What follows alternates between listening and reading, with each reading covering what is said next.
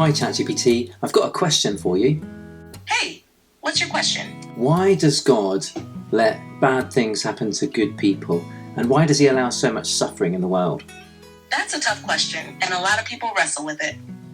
Christians believe that God gave people free will, meaning we can make our own choices, good or bad. Sometimes suffering is a result of those choices.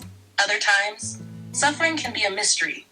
But the Bible shows that God is present with people in their pain and can bring good even out of bad situations. Many also find hope in the idea that God will one day make things right and end suffering for good. Do you think that the existence of suffering disproves the existence of God? No, the existence of suffering doesn't necessarily disprove the existence of God. Christians often point out that suffering can coexist with a loving God, especially if God allows human free will and respects it. There's also the idea that God may have purposes beyond what we can fully understand.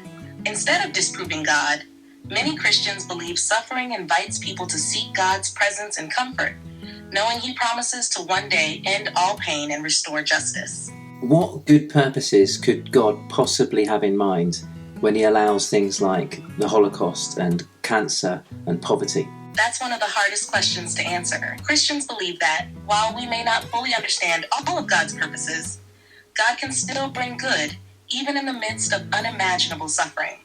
With events like the Holocaust, cancer, and poverty, Christians would say that these aren't good in themselves, but that God can use suffering to reveal deeper truths, inspire acts of courage, compassion, and justice, and draw people closer to Him. It's also central to the Christian faith that God chose to enter human suffering through Jesus, and that there's hope for a future where evil and suffering are defeated. That doesn't always make the pain easier to understand, but it's a way many find comfort in the face of such deep questions. Thanks ChatGPT. You're welcome.